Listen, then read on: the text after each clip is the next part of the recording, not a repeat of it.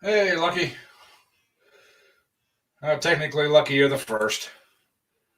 That was my like. I had to like my own stream. So, hope you had a good day, Lucky.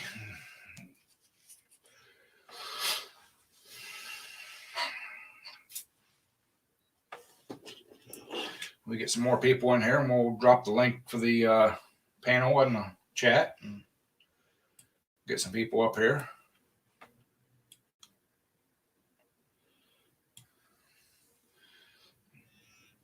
Hey, Mark. How you guys doing? How you doing? Pattay's performance. Hello, hello. Yeah, it looks like it might be getting ready to storm here. Hey, Antonio. How you doing, buddy?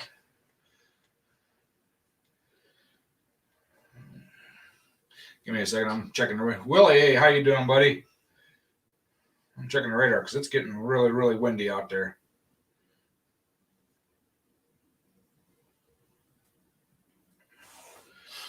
Tom and this Jones, how you doing, buddy? I'm doing great. I just got home from seeing Mom, and she was doing great.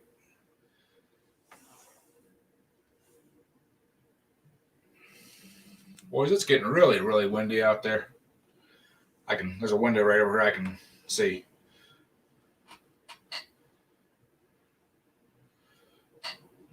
It's about time, Lucky. You got, a couple winning tickets there.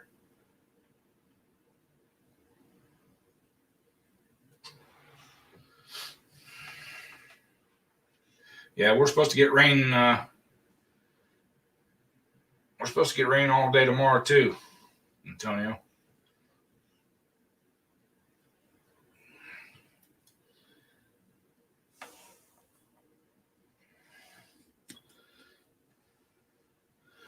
I'll go ahead and drop that link in here. There you go. Anybody wants to come up, come on up. And that way, if I get bumped off because of the weather, y'all can take over.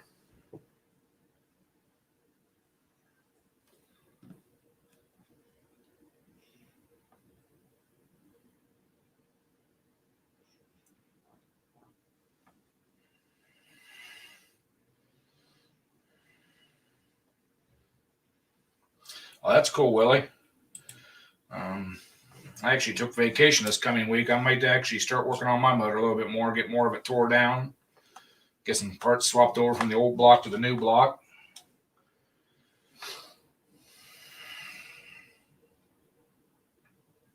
Yeah, Tom, we got some snow here too in Ohio. Oh yeah, boys.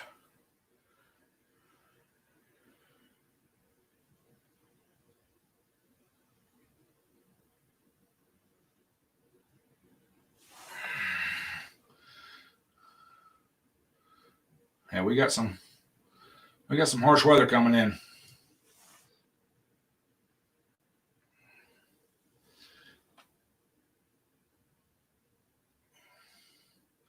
I'm right there at that red spot. So, oh, there's Lucky down in the bottom. I'll bring him up before it's bedtime for him. Hey, Lucky. What's going on, everybody? How's everybody doing in the chat? Yeah, we just got. So what kind of ring did you get, Cheryl? Oh, you want to see it? Yeah. Baby. Yeah. Ed wants to see the ring. Bring that beautiful finger over here.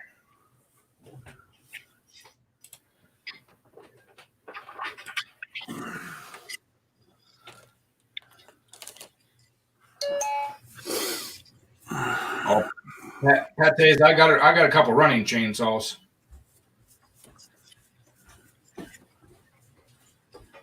Good, Tom.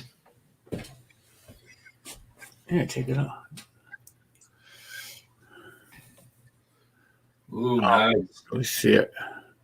Nice. Rubies and all. Yeah, it's our birthstone. Can't really see it. Hold on. No. and that just weighted you out. Actually, you can actually see it pretty decent there. Yeah. Yeah, that's nice. Let me turn this screen off. Hold on.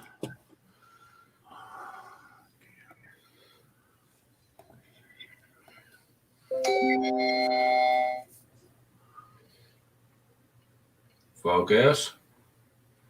Oh, yeah. It's kind of hard to see it. There it is, right there. That's beautiful. It looks even better when it's on. I'll bet. They can't see it. Yeah, that'll get you one or two more breakfasts. Yep. One hand washes the other, I guess, right? Yeah. Let's see here. Willie.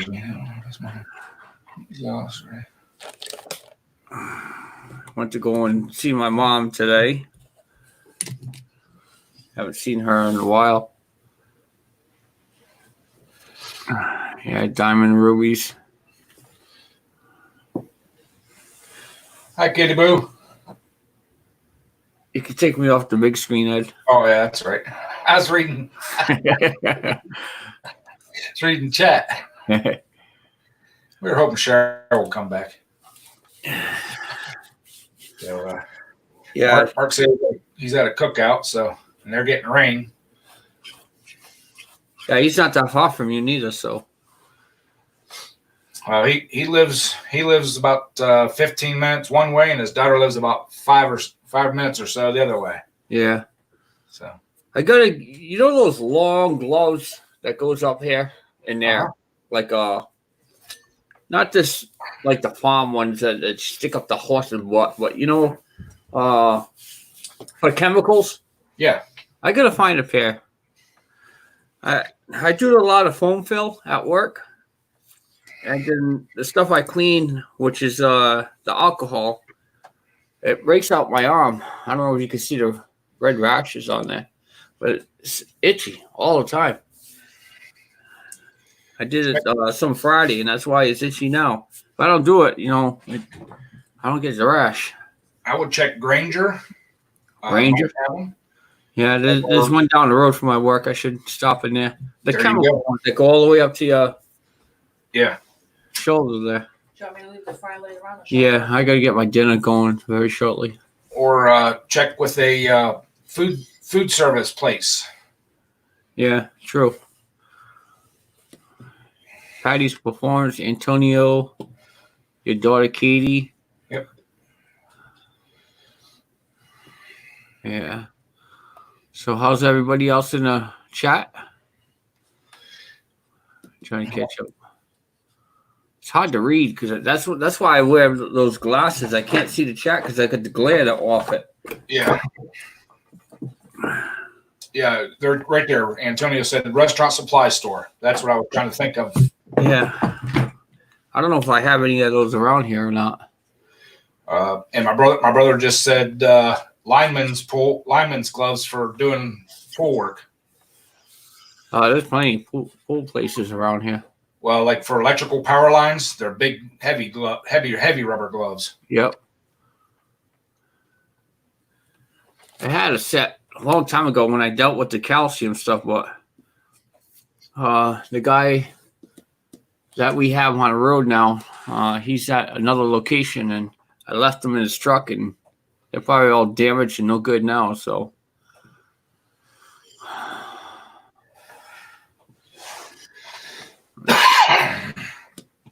So. Yeah, it's starting to get dark now.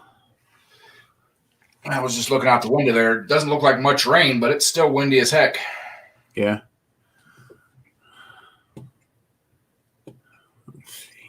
All right, Nate. Nate, I started watching your mud boat video there, buddy. That thing is cool. Yeah. Nate,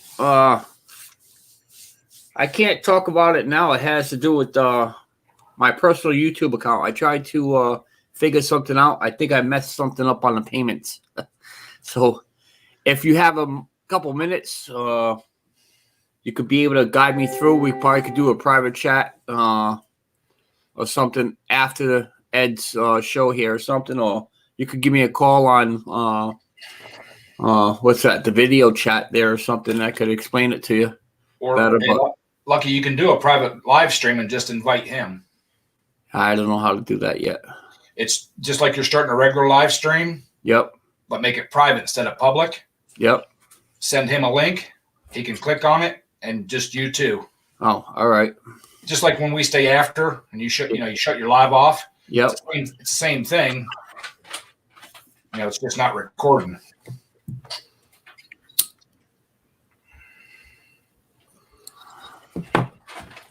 Yeah, I think I messed something up on it because it says I have a lot of money, but for some reason this month it stopped at a certain amount, and I don't know why. Like my AdSense and the YouTube is two different things. I don't know why. Figured Nate would know a little bit about it, That would be Lucky Mud Mowers. Yep.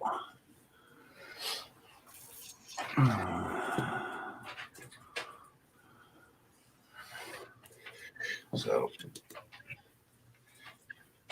yeah, if I hope this rain comes through tonight and don't rain tomorrow, I'm gonna start cleaning out my bottom shed and throw a bunch of crap away and start moving old tractors down there. And what? No work tomorrow? no, I took vacation all next week. Oh man, if I knew that, I would have took mine too. We could be able to be doing YouTube lives all day. I got 3 weeks to use before June or July 1st. Yeah, I got 3 weeks. I got 40 hours sick time that I never used, and I got 2 weeks vacation. I'm trying to hold up on it because once this is done and over with, I think we're gonna take off. Go up north, go see Grandpa. Arizona's talking to you. I'm sorry. There you go, Nate. Separate from YouTube, you have to add. I think I did. I'm not sure. Antonio, maybe I don't know. One of you guys be able to help me out because I think I set that all up. I'm not sure. It's kind of weird. Go back in the early 90s when they had Windows 98. I could tell you anything about that.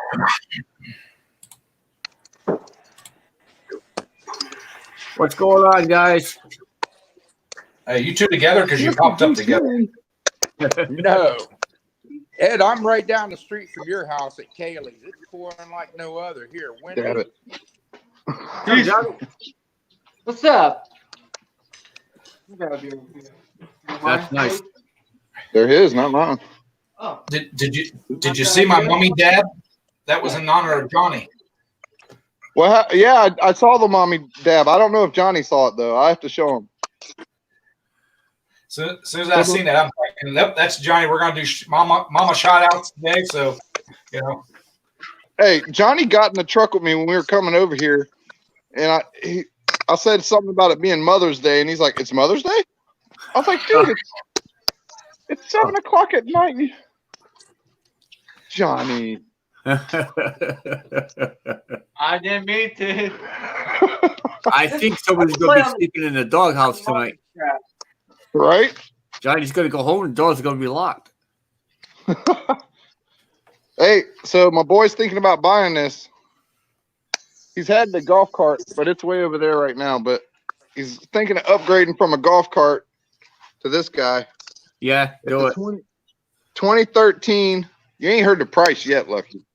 That's all right. Just do it. 800, 4-wheel drive, $3,500. That's good. There ain't no question on that. Nope. I'll get that in a hot beat. That's worth 5 G's all day. It just left the shop having the whole rear transmission redone. Yep. Is that a Polar? Huh? Is it a Polar? A Polaris? Yeah. Is Yeah, it? Polaris. It is, huh? Wow. Yeah. And the only problem with it right now that we're finding, we're trying to see what's wrong with it, is it's got play in the front CV axles. Wow. And you can see it's leaking some oil. Yeah. Well, But you gotta- besides that though, it like runs perfect. that's probably about $800 for the front end. I mean, it fires right up. Yep. What do you think? 3,500. Good deal. Well, Oh, yeah. with the front end like that, I would pay no more than 28. Oh, come on, Lucky. Nah, 28. Just Yeah, but- came. How much was the bill at the shop? I have a print of it of $42. It just came out the shop with a bill of $1,500. I told you the front end's going to be $500 to $800 just for the front end. He could buy. I think it's 1,000. He said to buy Yeah. the whole brand new differential for the front. Yeah. No Well, Yeah, but guessing. they- No. You can go aftermarket. They make aftermarket for those Polaris Rangers. You can get aftermarket stuff for those. You know. Yeah, put the front that's what end. Johnny was saying. Put the front end, and it'll be worth that $5,000.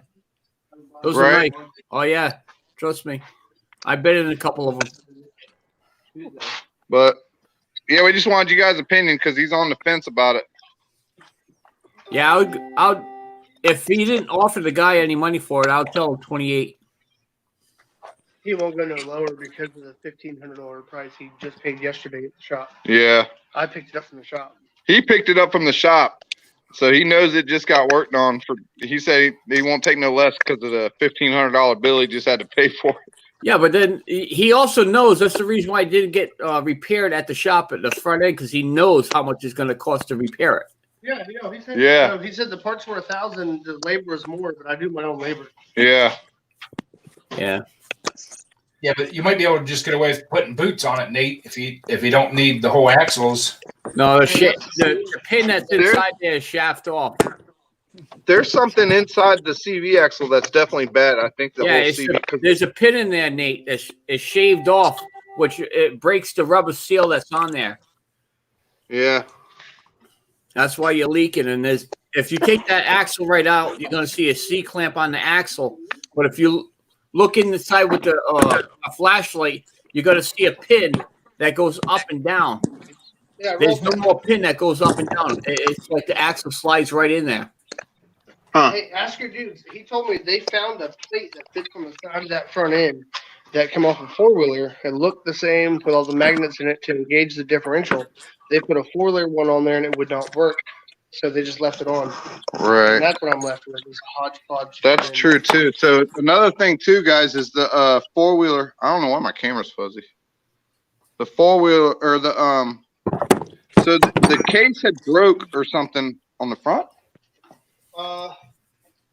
Yes. No, quit working. They just took it on four-wheeler. Yeah. Okay. So the half of this case right here, it's got a magnet in it to engage the four-wheel drive, The differential. the differential in the four-wheel drive, and they replaced the whole thing with a ATV piece they found is exactly the same, and it still won't engage either. So that's Exactly the another same, thing. Only different. Exactly the same, only different. The Apple one. They got two models. One with the magnet, But- one the electric. Pin they push in. I don't know. We'll see. I'll let you guys know.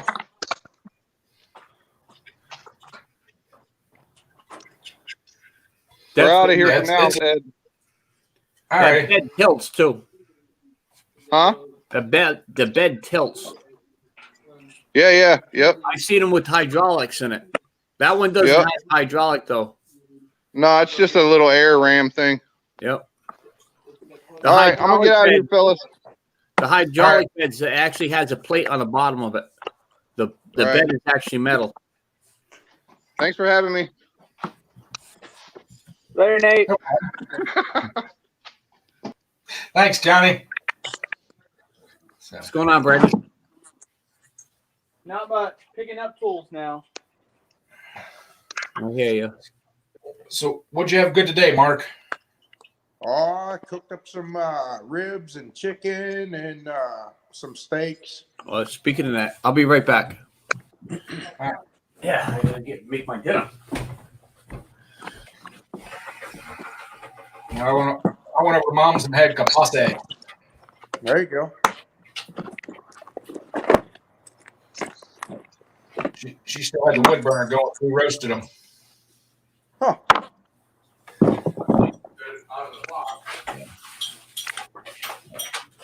Yeah, so Sandy wants one of them Gerber blown motors. Yeah. She's on me now about that. She said, well, Ed said, give him a card. He'll order the parts. I said, oh, we're going to put the brakes on this.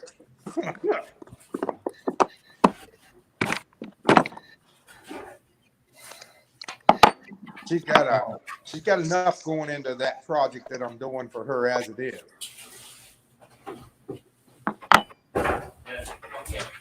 I was typing something on the chat.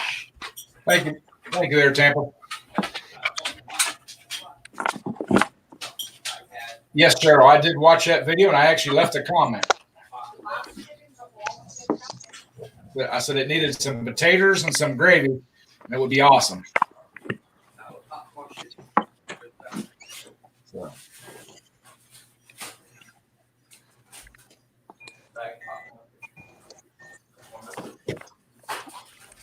Well, at least the wind's calming down some now. Yeah, I can hear that. But did you watch that video close, Mark? Yeah, I did. Did you notice what kind of fuel injection it had on it? I think it was straight, wasn't it? No, that was Midwest's. Okay. That was one of Midwest's pumps. Yeah, but was that the Predator that he does, or was that's a command that he did? That's a command block that he put that blower on. Yeah. But the fuel injection itself is looks exactly like what Midwest has. Right. Which I'm sure that's just a common pump and stuff. He probably could have got it anywhere, but right. But that motor has to be bone stock for him to be running that blower on it. No, it's probably got billet rods and stuff in it, depending on how much boost he's making. Well, yeah, but I'm saying I don't think there's going to be a lot of head work and everything done to it because of the performance on it. Right. He's counting on the motor to make it horsepower. Right. Where are those ribs? They are up in the kitchen. Baby back, St. Louis. Yeah. Baby back. You guys do them wet or you guys do them dry? Both. Huh? You guys do them wet or dry? What do you mean? Like you do a dry rub or you cover them like in a barbecue sauce? What? No, they get a dry rub first, and then they get a barbecue sauce with some other stuff in it as well. Now, who made them? You or Sandra or somebody else? My daughter. Nice. Very nice. Tell Sandra we said Happy Mother's Day, please. Yeah, I think she's on upstairs. Oh, okay. We had to get away.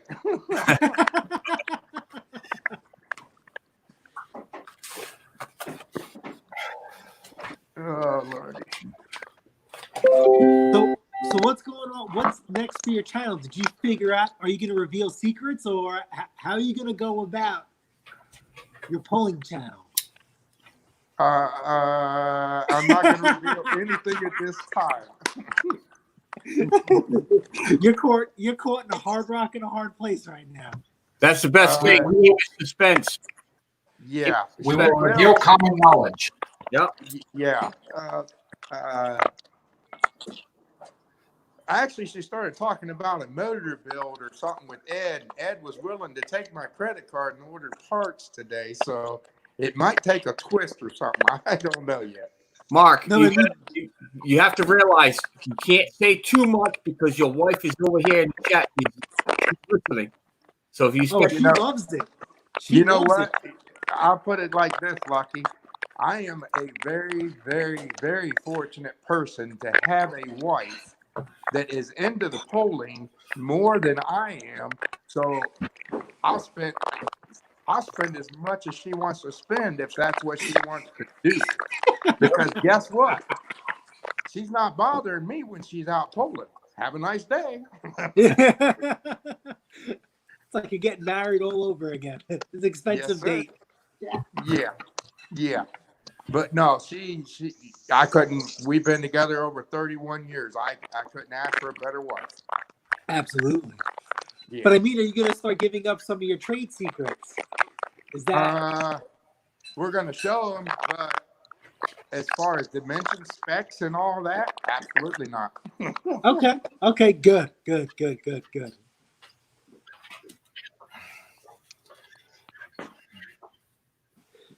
Now, with everything going on now, do you guys get updates if the season's like, hey guys, I think we're going to be opening up, or we're going to start here or there, or it's just nothing?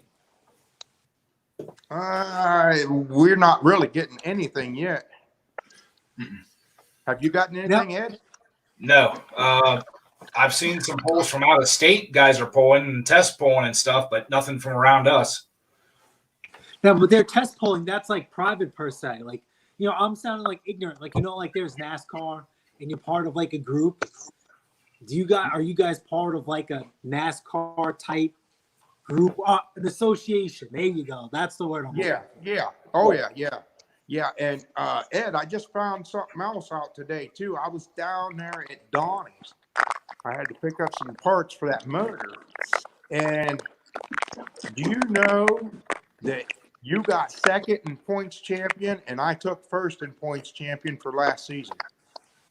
Yeah. Winner, chicken dinner. Yeah, I was like, how the hell did that happen? Especially the way my tractor is running.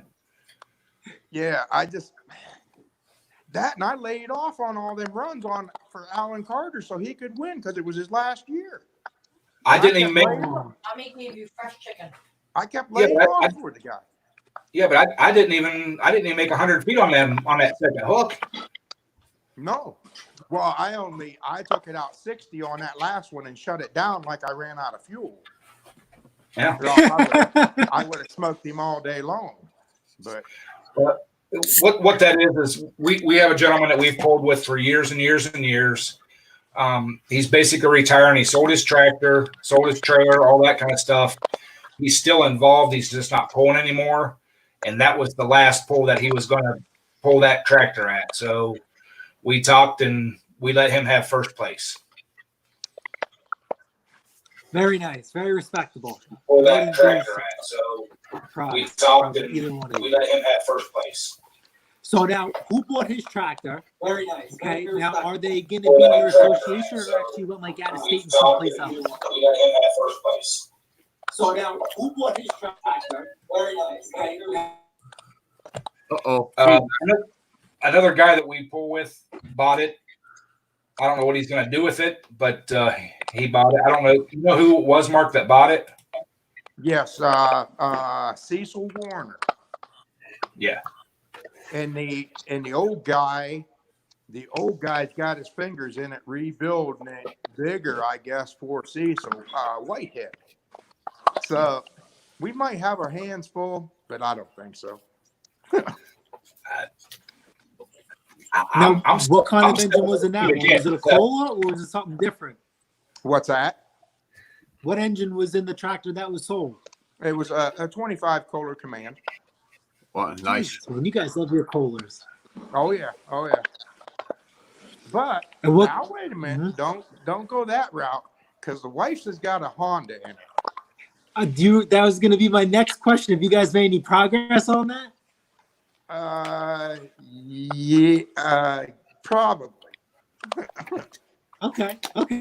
Because I know you guys said you were having problems with parts and upgrades and compatibility, which I still find is like mind blowing. But I mean, well, after she pulled that tractor last season, she generally stayed up in the top 5 tractors. So there was no porting, no polishing, no nothing done to this motor. I mean, it's bone stock. So there's a lot of life there, I believe. And I'm shutting Yeah. up. I ain't saying nothing more. There's life there to be gone. And what, that was a 22 or was that a 25? That is a 22. Oh man, and refresh my memory.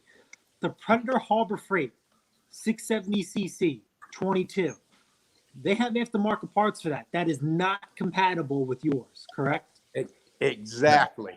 The aftermarket stuff that's out there for the Predators will not interchange with the Honda motor. The original Predator motor, Raptor, Okay. I guess they were called Raptors, those were interchangeable. The Predators are not. Right. See, because, and I know we're repeating ourselves, but I mean, do you know what that Predator 670cc, what is that modeled after? Do you know what that's modeled after then? It's not a Honda. No, it's supposed to be a knockoff of the Honda. Yes. Is what they are claiming, but the parts will not interchange from the two motors. It is based after the Honda. It is based after the Honda, but they had to change some stuff for copyright purposes. Really? That's why they got in trouble with the Raptor motors, because all the parts were interchangeable. I mean, they were identical, off the shelf cams, pistons, connecting rods, everything. But that still holds true to the Predator line now, though, which is like, you know, if you have, I'm talking small, like the 6.5 or the Hemi 420cc that I have. So I have the Hemi, so that's modeled after, they say, a Kohler. So if I wanted to do a little upgrades to it, would have to go a Kohler route. Or like if you go down to the 212cc, if you wanted to add like a stator or a light output per se, you would have to get a lighting kit too from either a Kohler. I'm sorry, if you want to do key start like a regular snowblower per se, that would be for Kohler. And if you want to go, you want to add a stator for charging, then you'd have to get it off a Honda itself. That's interchangeable. I'm just like, that's crazy though, because they make dual carb kits, they make turbo kits, they make fuel injection for that. Golly. Yeah, the motor that I have in hers is that GX 620 Honda. 620. Oh, okay. Yeah, but because I know that's they call it the 670. Yeah. And then it's 212, 301, and then 420 is what I have. Yeah. But I don't know. Time will tell, you know, somewhere there'll be some parts around somewhere or oh yeah, absolutely. But yeah, well, I know you guys are gonna have them custom made and one off, you know. I'm not no silly goose, but I'm just trying to get it done in a time and cost efficient manner, you know. Hey, Breezy, welcome to the stream, buddy. What's up, Breezy? I can't even see who's in the chat because I'm on. Let's see. Yeah, I mean, even the motors that Mark and I run, it's basically the shell is stock. There's nothing stock left to them. Oh yeah, I just know you guys have a roadblock with Sandra's per se. You know. Awesome. Looking at phone charge, I'll try again. I hear that the Honda parts are going to Predator, but not the other way around. Oh, okay. See, even Brandon said, "That's crazy, man." Just for poops and giggles, I'll look into that later in the week, just out of curiosity. Yeah, like your curves and stuff like that. They'll work on from the Honda to the Predator.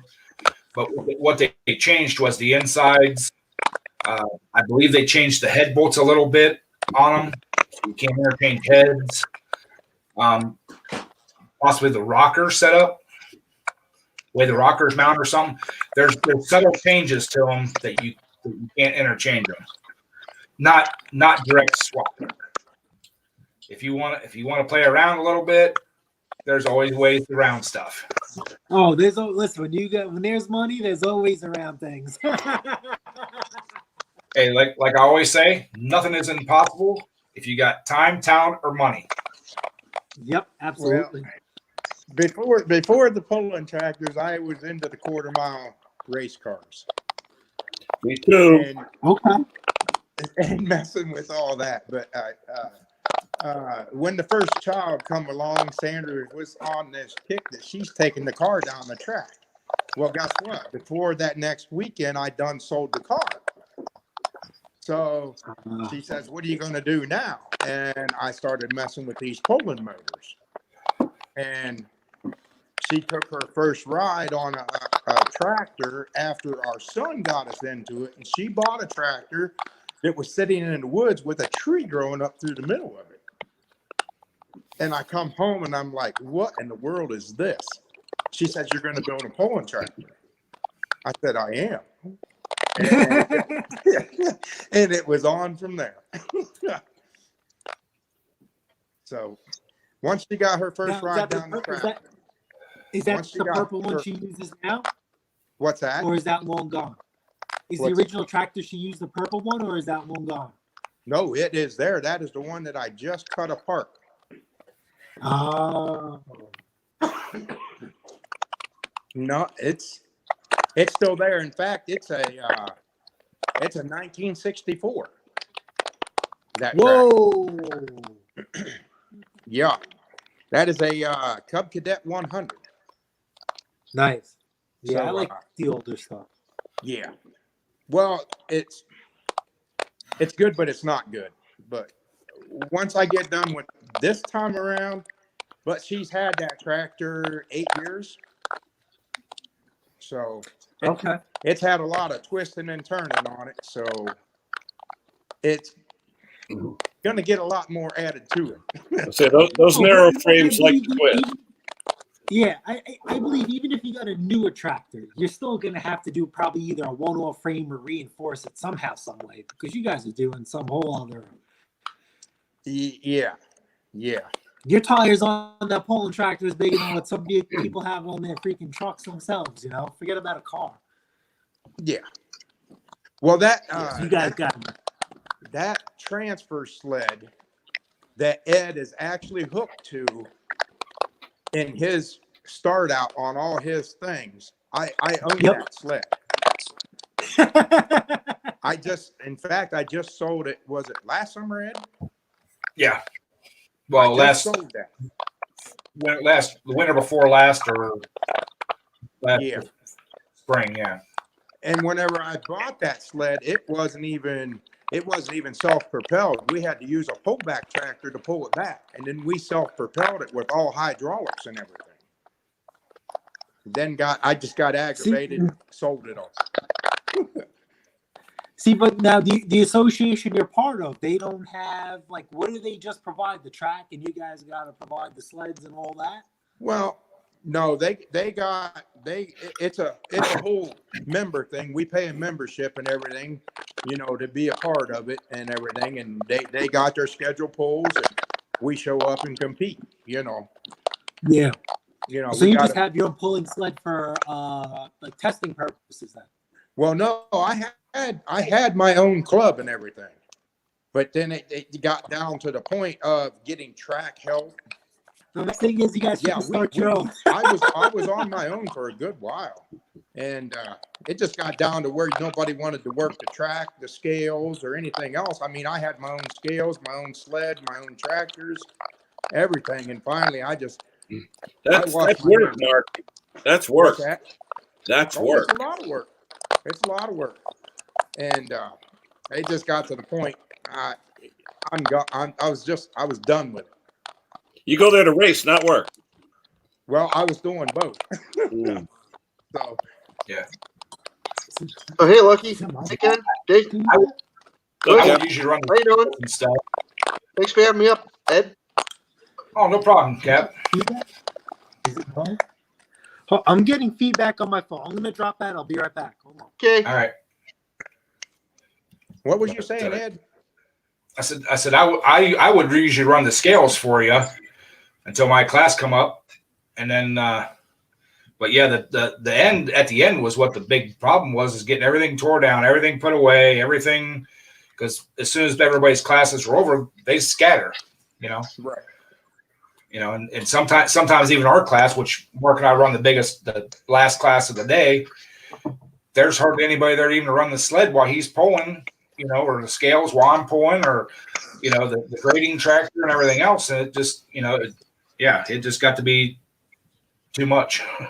Should be mandatory if you're actually getting pulled or if you have a tractor and you're in the competition, automatically you have to stay no matter what league you are in, or you run first or run last. You should automatically stay there. Right. Yeah, it was fun, but it was time for it to go. And when that guy come down from Wisconsin and said, I'll take it all, and didn't even mess with me on the price or anything. He said, I'll just take it all. And I was like, holy smokes, God just gave me something. Get it out of here quick. Don't change your mind. Yep. Yeah, there was a lot of evenings and weekends put into travel out of state, you guys stay within your own?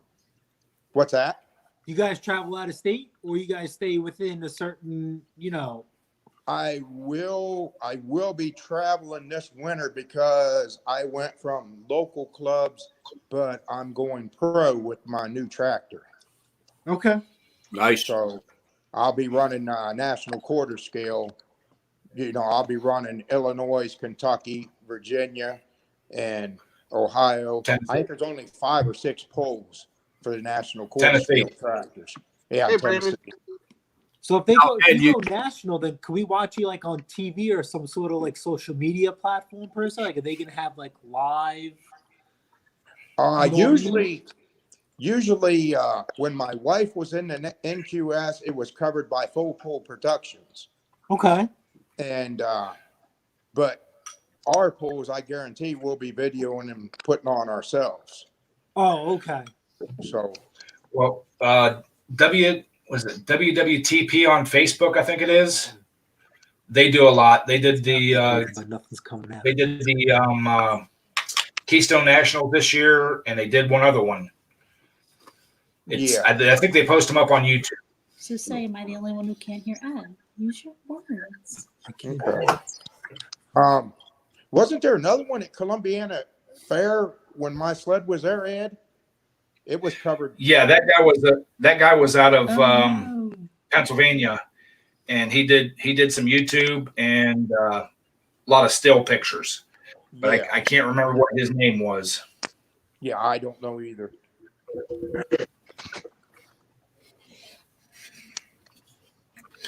Yeah, he was a nice guy. Is everybody hearing me? Yeah. Yeah, I can hear you fine. What? Use your words. I'm using my words. You need to go on the computer. I'm using my words. I function on my phone. Your phone isn't functioning right now. Do you know sign language? You know what? Ed was talking, No, but his I mouth don't. is moving, but no sound is coming out. Yeah, I can hear Sounds you fine. good. I hear everybody. Lucky's mouth's moving, but nothing's coming out. I see stuff going in. So what'd you end up doing today, Ken? Today was Sunday. You late night? You working? Let me see. Husqvarna tune-up. The STX 30 got brakes and Okay, a power I see you wash and posted. a carb rebuild. Oh, okay. So, MC Engineering, how you doing? Those Hey, were all Craig. tractors you worked on today, right? 2 tractors, 1 power washer. Okay. Yeah, a lot of money in tractors. Golly. I still got 3 Toros I got to get rid of. Push mowers. Oh, yeah. Oh, to flip and fix? Well, they all run. They're all personal paces, just sitting there. With the bag or no bag? Yeah, with bags. Oh, that's easy money. Yeah, but around here you can't get more than $75. What? Excuse me? Nobody wants them around here. Everybody has lawns that need tractors. Exactly. They only use them for Okay. trimming. Yeah. Well, you want They only use them for trimming up the sides. That's it. Yeah. Be lucky if you get $25, $50 for a used lawnmower here. Yeah, you can't give them away. Yep. On I had Friday, one without a bag. I lucky I got $50.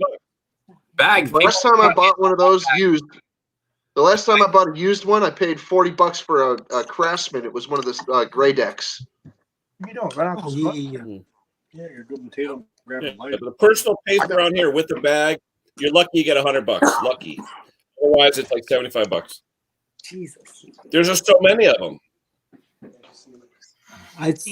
I sold a snapper on Friday to a lady just to cut a strip of her grass on a hill for $200. That's Wow. crazy. And I even went to her house because it was she was referred to me by somebody, and I'm like, you don't want to use a weed whacker for this? And she's like, nope, gonna use it. And she gave me her old lawnmower too. It's some old home light. I should post it. It actually has a double blade setup on it. I don't know if it's from the factory or she looks like the person that she would just kind of doohickey it together. But it's self-propelled, but the rears are locked up and it's an aluminum deck. This thing's an oldie. It has the quantum where it's turned sideways. Oh, yeah. Yep. Yeah, lawnmowers you see on the side of the street over here, they can sit there for about 2 weeks before somebody picks them up. Hey, Jacko. Yep. Hey, Willie. How you doing, fellers? You know, maybe that's why you don't, because you have a nice shop space to work around in Lucky. Maybe that's the reason why you don't. You stick into mud mowers. This area in Cumberland, Rhode Island, it's either you pay a landscaper or you just let the grass overgrow, or you have nothing. You have no.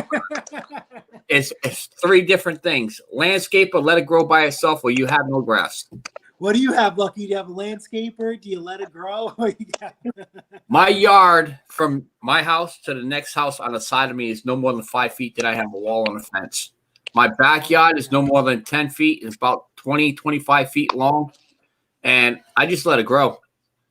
Yeah. Let it grow. There's nobody around to see like the front yard. My front yard is actually a driveway. Then I have a nice double garage with the in-law house that the last owners did something with. And then it's the main road.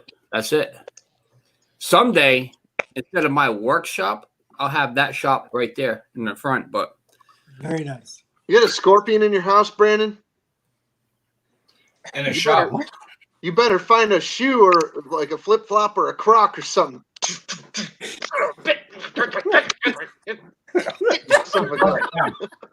Just burn it down. No, don't burn your house down to get rid of a scorpion. You pick up a shoe. Same way you get rid of a freaking a cockroach, a hammer. What's up, Craig? Craig's here. What's up, Jacko? How are you? Oh my God, I haven't seen Jacko in a minute. Yeah, if you guys haven't checked out Jacko the Diesel Heart, go check him out. Mm-hmm. Dude, he is building a van conversion camper thing. It is awesome. So I know It Craig is posted something. Craig, did you get a new toy or were you building something?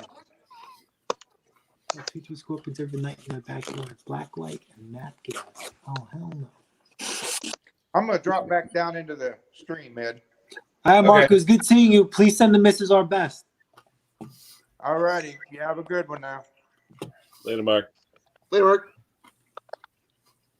Later. Jacko, doing good, guys. No, I'm living in. Oh, you're living in it at the moment, guys. Full-time van life. Ah. Hey, Ed, did your daughter graduate, or is she still in different years? She still has some more to go. They postponed their practicals and stuff. Is anyone else having trouble hearing Ed? Huh? No, we're doing all right. We can hear him. We still can't hear him. Can you hear him, Captain? Huh? No, we hear you clear. I hear everybody else clear. Not funny, Captain.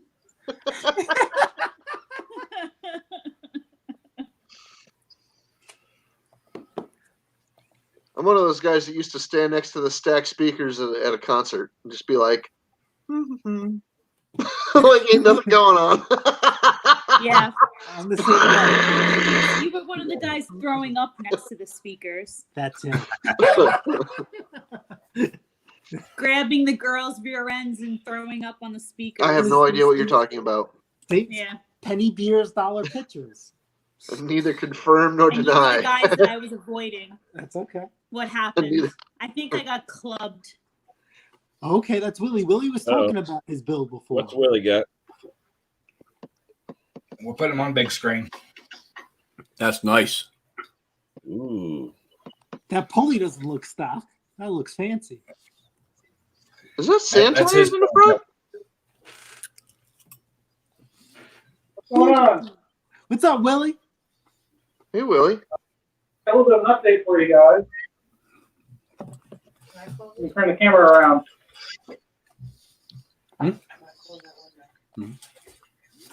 A couple of weeks.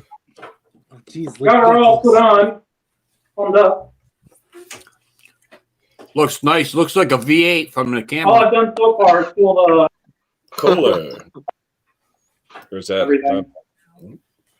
That's a Briggs. That's Briggs. Okay. What is that? Vanguard? That looks like a Vanguard, yeah. 20 of work. So it's got the double barrel on it. Kind of hard to see in there. Is that a dampener on the front?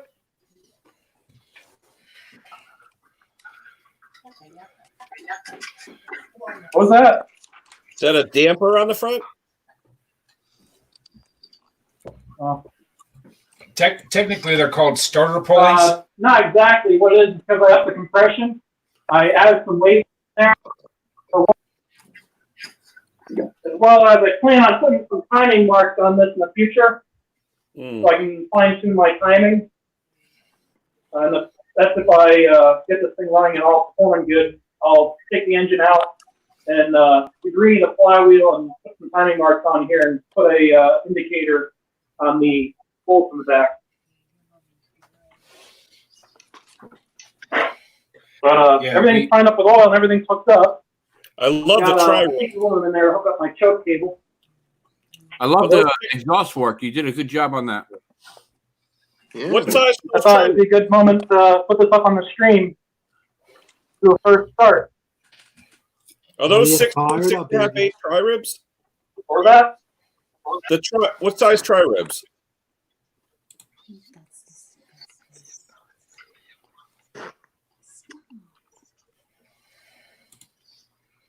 I don't know what you mean by the tri-rib. Oh, the tires. The tires, yeah, tri rib. They're Firestone.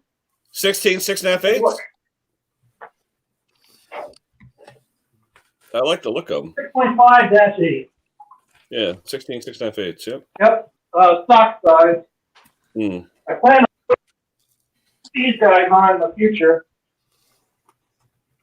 I was gonna say, where's the Douglas hot rod wheels? I'll get my front end down a little bit lower. Oh, there you go. Size these are. I know they're. These are. Those are lawn tractor tire. Lawn tractor. Yeah, these are deep stone. Yeah. Those are 6-inch. I'm gonna put those on the front and my weight so it clears the ground. But, Wow. so if you guys don't mind the noise, I thought maybe I'd fire this thing up for the first time with no muffler. Is that okay? Yeah, you running quarter scale, Willie?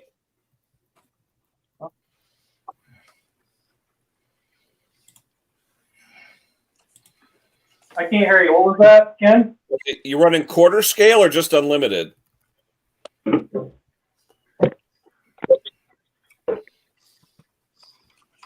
It's kind of stock altered. It's a factory bore, factory stroke, factory carb, factory head. So I had upgraded the rods, the pistons, the cams, the valve springs, and valves. So this thing will spin 6,000 RPMs without a problem. Wow. Granted, I can't spin it that high with a factory flywheel on it. Yeah. So I did have the flywheel checked out, and there's no cracks in it. So it should be pretty safe up to about 5,000 RPMs. What's that? A factory aluminum flywheel?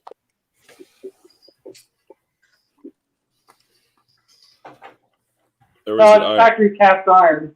Cast iron, yeah. That's iron. What do you got for rear end? I got this engine for $30, and I had invested all the performance parts in. Rear end is standard 3-speed, high and low. This is a stock tractor. It's just a Craftsman. They're pretty common. Yeah. I have a few transmissions, so whatever blows up, I won't feel bad. I'm doing with this thing is when I got this tractor, I had a muffler over here before. So I want to try and put it back on. I'll be for later. Yeah, it should run pretty good. I've been excited to hear it run. Any other questions? Start her up. Fire it up. Fire in the hole. Okay. I was primed, so it should be good to go.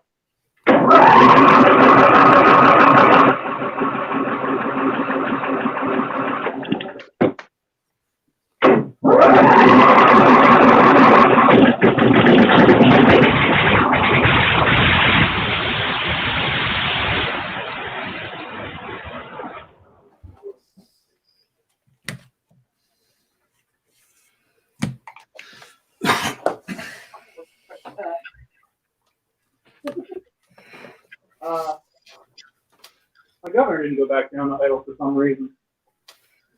But yeah, it runs. Oh boy. I know I checked the governor on this thing too. But that's why I have a kill wire on him.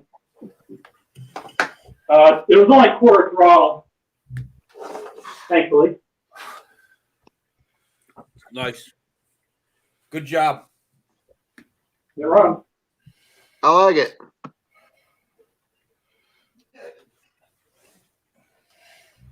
I'm very glad that was only like quarter throttle. These things have a throttle stop on them when you put them all the way down to idle. So yeah, that was a little nerve-wracking. It's all fine. I'm sure it'll be good. That was just breaking in, that's all. Even with as many as I've built, every time I turn that key for the first time, I'm a nervous wreck. Well, I got to figure out why the governor's not working. That's about it. I'm sure it's nothing big, no major problem. Hey, Ed, I did the cardinal rule mistake again yesterday. I had a tractor I was working on, took all the oil out, did a bunch of stuff to it. Then I go, oh, let me move this thing. So I go to start it up. After about 3 seconds, I'm like, crap! And I shut it off. It's like, I've done that like 4 times in the past 6 months. I must be losing it, It's okay. People do that with regular vehicles too, such as tractors, bud. But luckily, it was oil filter engine. The filter was still on. It still had oil in it. So no knocky knock, no nothing. But it was just like, come on, really? People are people. Nobody's perfect. No, you know what it is? If I don't change the oil within like an hour or something, sometimes I just forget. Most of the time, though, I'll leave the dipstick like hanging out so I know. But I just had a brain fart, and I was like, come on, really? Tape. Either tape or something kind of magnet thing on it if it's magnetic. So a couple years back, we had a guy that brought his car in at lunchtime, wanted to do a quick oil change on it.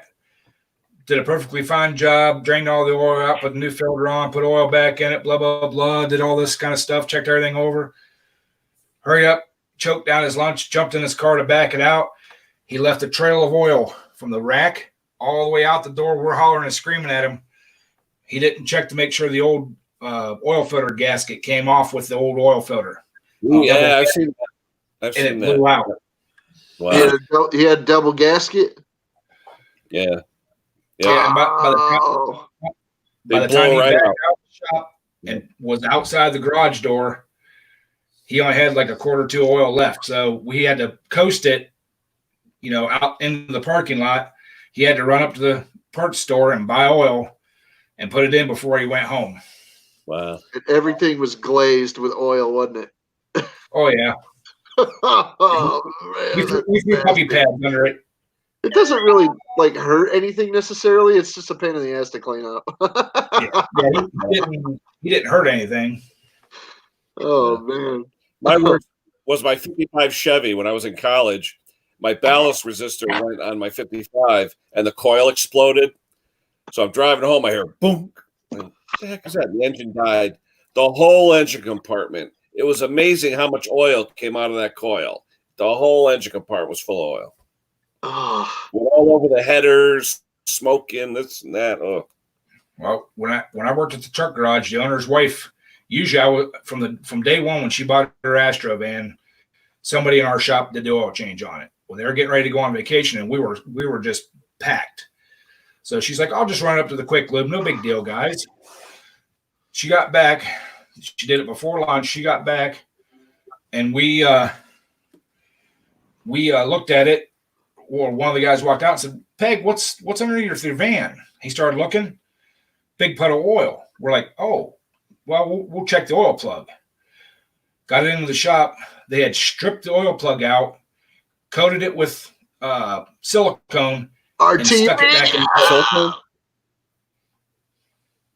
The only thing that was holding the oil plug in there was the magnet that was in it. It was still hanging on the oil pan. Wow. The RTV to freaking plug back in.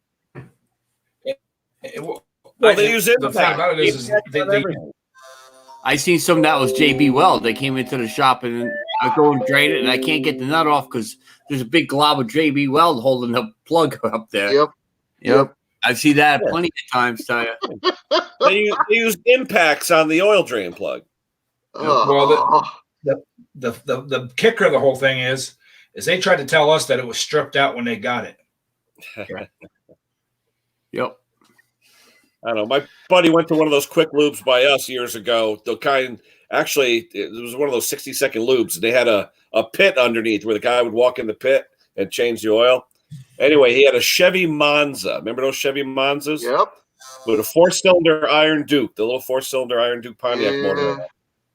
So they changed the oil, but what they forgot to tell them was instead of putting oil in it, they put transmission fluid in it.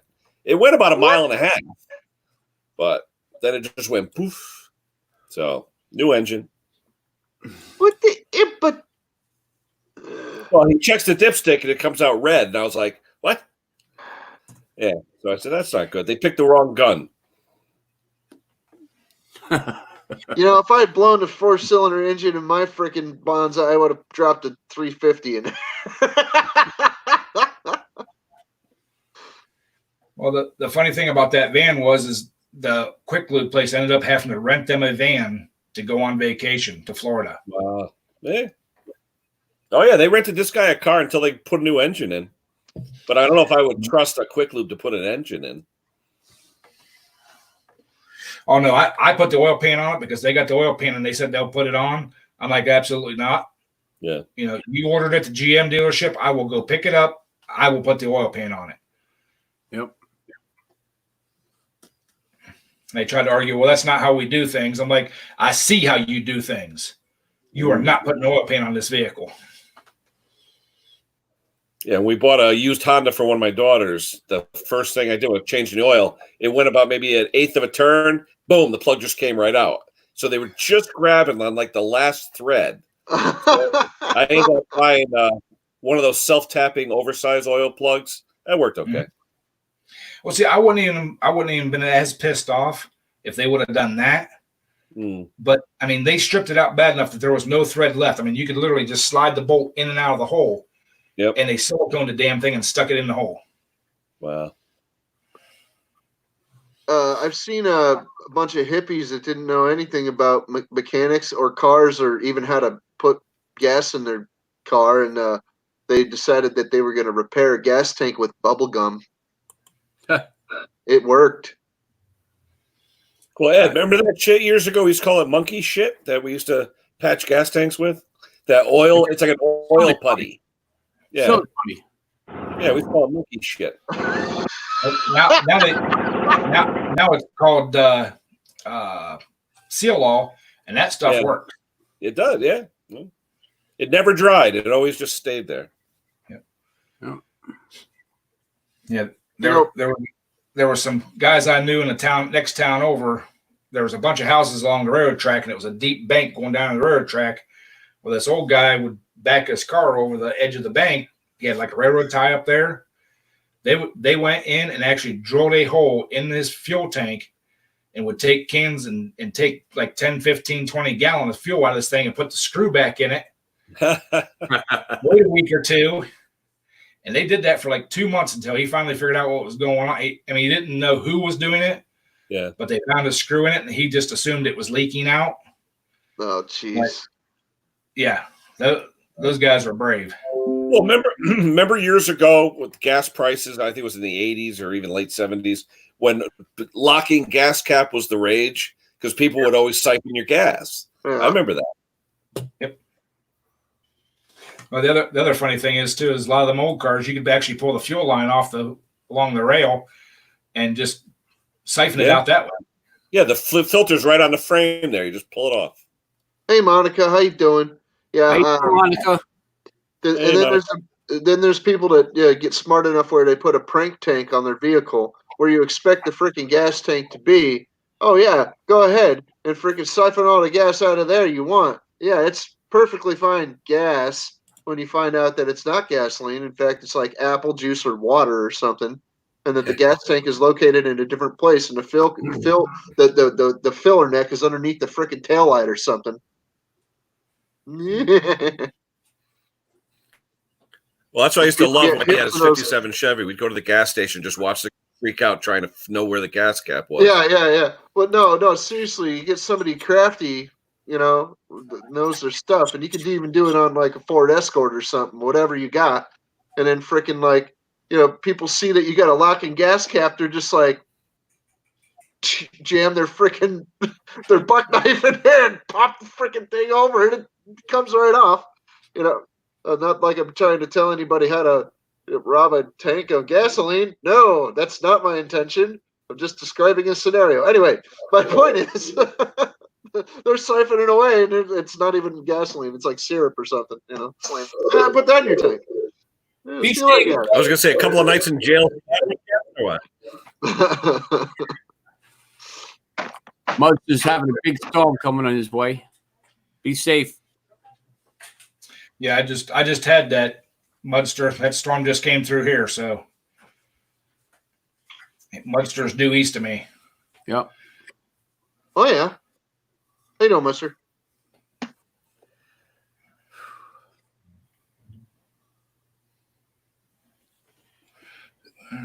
Yeah, today was a big day. Monica, if you had any children, I'd tell you Happy Mother's Day. Happy Mother's Day, Captain. Oh yeah, thanks, Ed. I appreciate that. Well, when we were in high school, we'd send each other like Father's Day cards, and then with a question mark.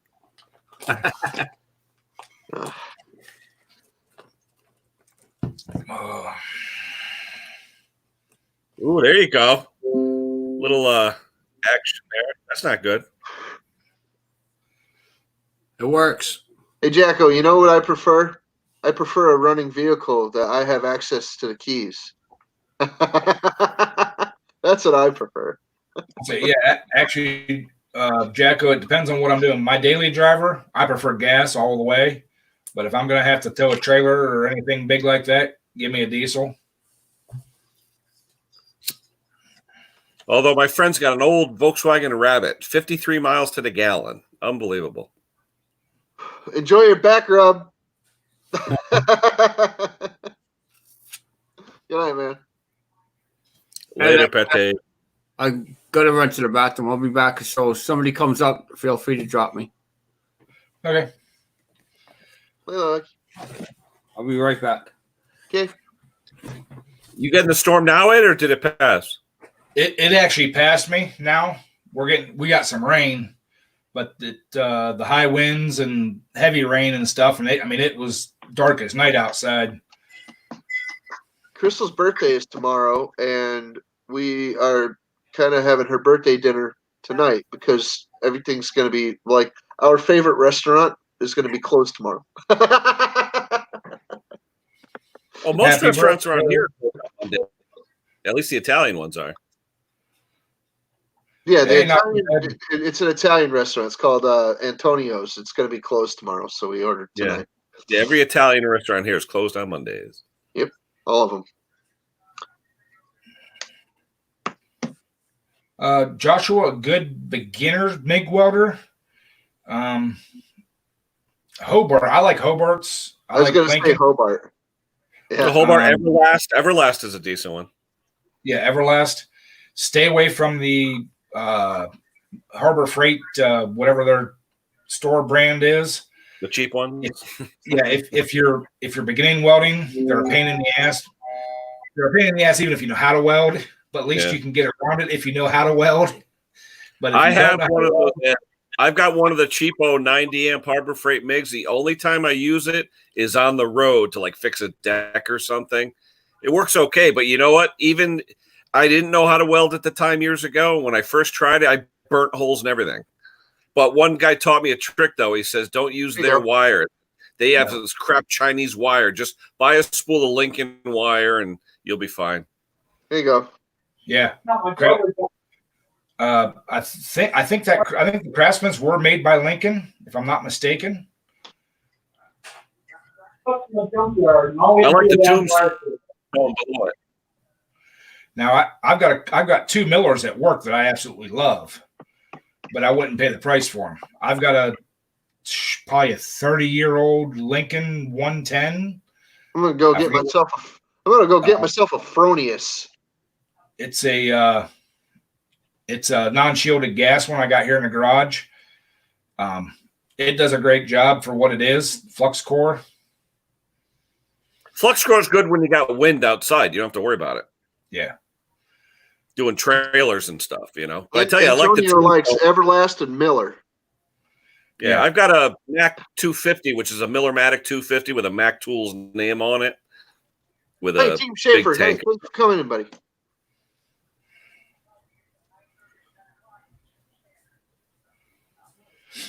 Yeah. If I had the money, I would probably buy an Everlast or a Miller for here. But I don't, with the big Millers at work, I don't do a lot of welding here. Yeah. I do a lot of tack welding. Then I take it up there and burn it in good with the big ones. I'd love to get a nice TIG though and learn to do a stack of dimes. I tell you, you go on that website. I don't know if it's on Facebook or whatever. It's called Weld Porn. I don't know if you've ever seen it. Yeah. But the stuff this guy does, it's like jewelry. It's unbelievable. And I love the colors when you're doing stainless TIG. You get all those rainbow colors and everything. It's like art. It's beautiful. Yeah. If I was buying a TIG, I would do the investment by the AC/DC. So I could do aluminum and everything. Yep. I converted my little Harbor Freight though to DC electrode negative, and it actually doesn't spark and spatter as much. Someone actually built a stick-figure using weld beads. It was incredible. Anyway, in case you guys are wondering, that little flashing light that was in the spark plug, that is a color tune. I use that to figure out what my tuning's at. If it's yellow, it'll be rich. If it's white, it's about right. And if it starts to get a little bit too white and no blue tinge to it, it's running lean. So I'm going to get back to the other cylinder now. I'm going to put this on mute. But I just want to let you guys know that's what that flashing light was, is to see what the fuel mixture looks like in the cylinder. Use it on my 318, carbureted at V8 for one day, and it works great. Did you make that or did you buy that?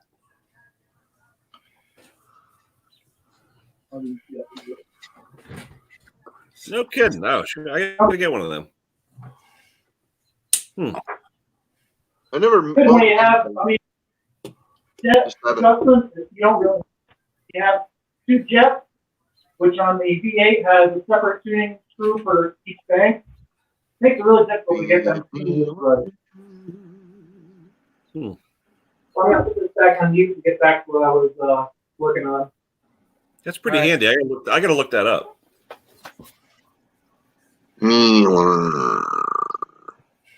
So. That may be my purchase for tomorrow. Later, Willie. Here you go. Willie disconnected for right now. Yeah, I've never TIG welded before, but my nephew does. My nephew, he's a certified welder.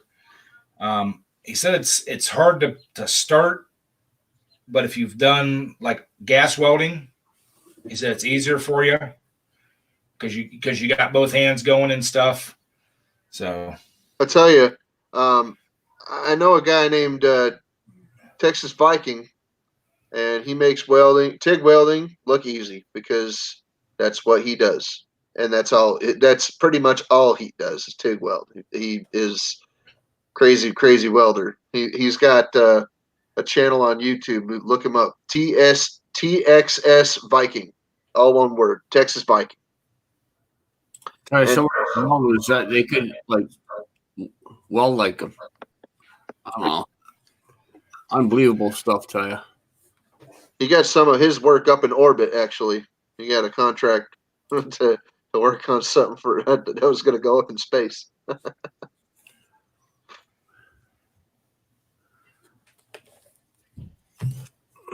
yeah, when I worked at the truck garage, it was actually a blow mold injection company. They'd make plastic parts. The guy that owned that had a full blown machine shop in his back room. He called it. It was half the building, but he was a phenomenal TIG, MIG, gas welder, everything. But he was probably mid to late 60s when I worked there. I was in my early 20s, and he just, he's like, "Oh, it ain't nothing big." Yep. Okay. AJP Garden Machines. How you doing? I did a lot of plastic molding, Ed. You really do need good welding when you do plastic molding. That's for sure. Yeah. Well, he made me actually a lot of specialty tools in that machine shop for working on the diesel motors. He would come over all the time because he would get bored in the machine shop. His son's actually in the business. He just tinkered in the machine shop, to stay busy. So he'd come over in our shop because he never worked on big engines. He just wanted to see what they were about. And one day we were over there trying to pull injectors out of a Cummins, and I'm getting ready to call the Snap-on guy and tell him, "Hey, you need to drop me off the tool to pull them out." And he's like, "Well, let me take some measurements. Don't call him yet." Within an hour, he come back over, had the specialty tool made from with a couple of measurements with a little roller, and I had that thing for 10 years. Wow. Until so yeah. Well, it's like on the back, whenever you buy like a Lyle tool, they have that phone number on the back because they take suggestions from customers to make new Lyle tools. Right.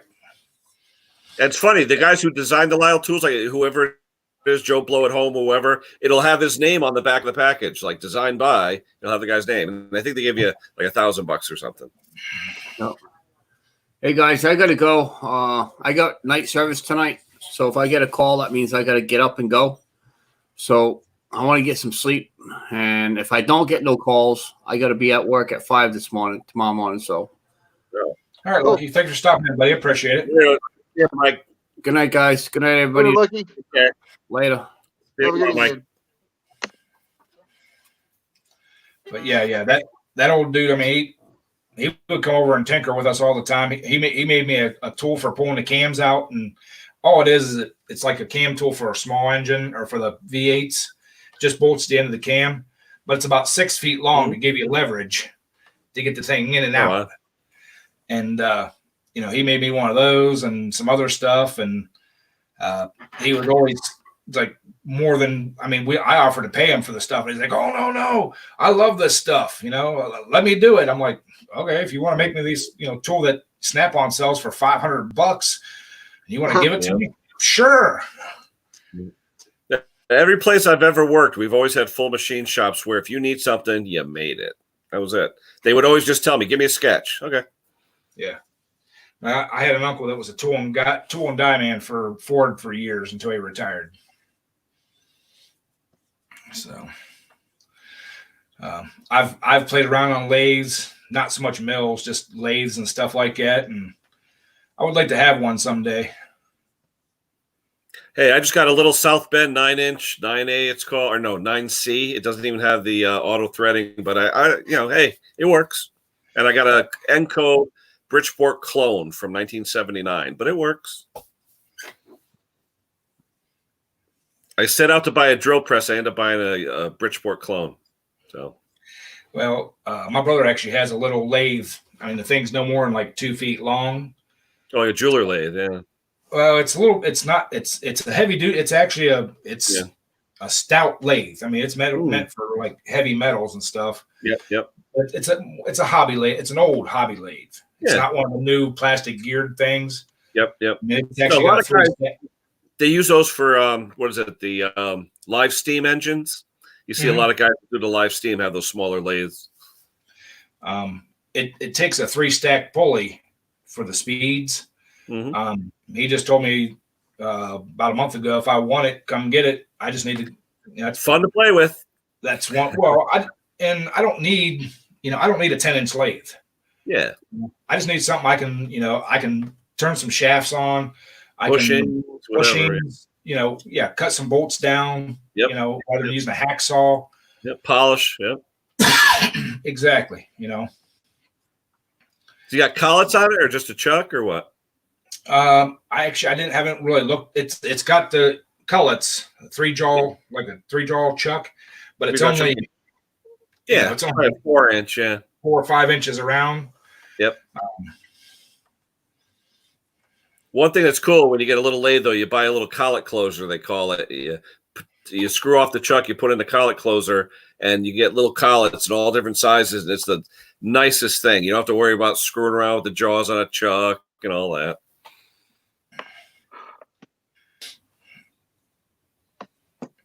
But I mean, I've always wanted. I mean, me and my brother years back had the chance to get a big lathe. I mean, big lathe. I want to say it was a 10 or a 12-inch.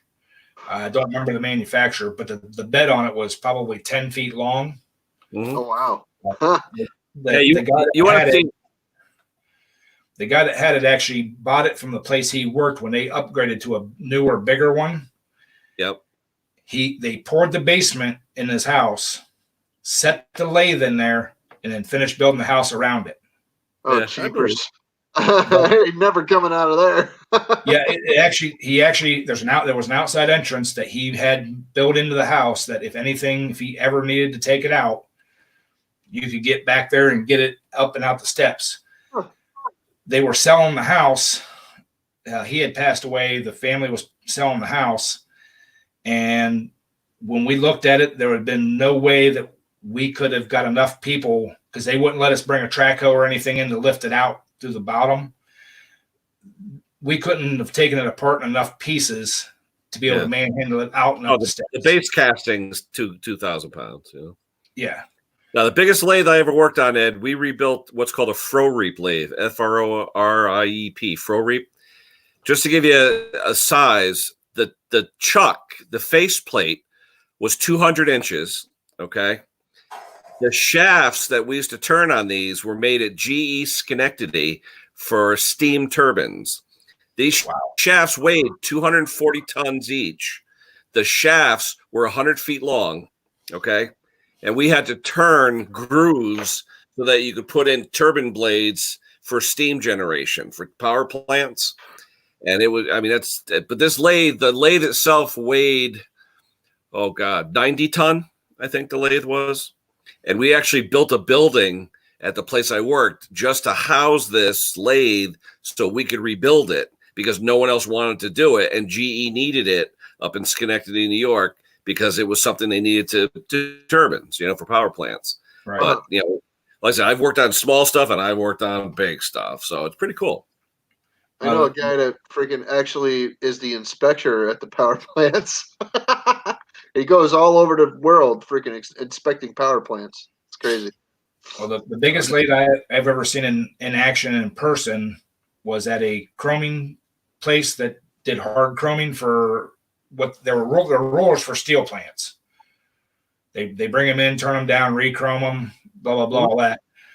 That thing, if it wasn't 70 feet long, it wasn't, 10 feet long. Oh, yeah. But, it was so cool because it had arms that would come in and make sure that that roller was true and it wasn't out of round and support it. And I mean, it was, and I mean, you know how hard chroming is. I mean, you know, they would replate them shafts and then turn them suckers down. And they told me how much flex it can have in it from end to end, and you know how much it can be out end to end. And I'm like, dude, you guys are like way more technical than I could ever get. Ed, it's funny. You talk about shaft with run out and bending. I'll never forget this formula from when I was in college and even when I worked, because we actually made shaft for bearings. The formula is PL cubed over 48 EI, which will tell you how much the shaft will bend when it's simply supported on the ends. I just know that because I know it, you know. There's videos about you know, people like forging those huge shafts like that. Like, it's nuts. It's really. Well, we used to make them right here in Bridgeport. We had Carpenter Steel, which took over for the old Stanley Works, which had the steel mill in Bridgeport, and then Carpenter bought them back in the 50s, I think it was. But we had a combination mill there, and we made shafts and everything else there, and poured everything and smelted and did everything. It was pretty wild. Oh yeah, Connecticut used to make a lot of steel. A lot. Oh, Bridgeport! It was the manufacturing hub of the country, really. Yeah, we had, dude, we had 3 of the top manufacturers of firearms. I had their headquarters right here in Connecticut. I started here. Hey, Colt's still here. Come on, man. Yeah, Winchester, Colt. Connecticut used to be a big deal. Used to be. Used to be a big deal. I'm fortunate that I still am involved in manufacturing, but now it's helicopters. So. I lived in East Hartford, where they got Pratt & Whitney over there, dude. Pratt is like United Technologies. Just come on. You kidding? Remember, they got sold again. They just bought another company again. They bought Raytheon. So now it's a new name now. UTC bought Raytheon Aerospace. Huh. So now UTC and they sold Carrier, they sold Otis Elevator, they sold the fire extinguisher company. That's all gone. Now they're just purely a defense contractor and Pratt & Whitney. Electric Boat. Wait, no, Electric Boat was its own thing, right? Was that part of you? It's its own thing, yeah. Oh, I wasn't sure. Nope. Anyway, so United Technologies. Yeah, that was General Dynamics. Yeah. There's still some manufacturing here in Connecticut. Not a lot, but there is still some. Is that aircraft part manufacturer still here? It's not Pratt. There was another one that used to freaking like manufacture aircraft parts, and then the freaking like inspection place was in a different location in Connecticut. My friend used to actually work inspecting aircraft parts. Well, you're talking Hamilton Sunstrand? Maybe. Because that Hamilton, they used to make space suits and other things. Well, UTC, like I said, they own, you got Pratt, but now Raytheon, they own Raytheon, but they got rid of all their other, they got rid of us, well, Sikorsky. They sold us off to Lockheed Martin 4 years ago. We're Lockheed Martin. We got a place just south of here that it's called PCC. They airfoils. They make the vanes and stuff for in the turbine engines. Mm-hmm. My uncle and my cousin both used to work there years back. Well, when it was TRW. Mm-hmm. A lot of the reason that Connecticut had so much industrialization is because we have some of the finest schools in the nation. We were training all the engineers. So that's part of why they did freaking industrialization. But it's funny now, full scope. You come 200 plus years later, look at GE moved out because now the hub of technology is Boston. So yeah, they moved everything from Fairfield to Boston. It's all up in freaking Mass. They don't like the Yalers. They like the Harvard guys now. But the funny thing is that GE Air office is literally 4 miles from where I live. And now Sacred Heart University bought the property and the grounds. Now it's part of Sacred Heart. So now the town of Fairfield lost out on $4 or $5 million or $40 million in taxes or something because the schools are nonprofit. Shot itself in the foot like 20 years ago, dude. Yeah. Well, the funny thing was, now you see all the houses for sale in Fairfield because all the guys making $1 million over there moved up to Boston. Well, they still got enough celebrities to keep them afloat. A few. Yeah. So, all right, guys, it's 8:30.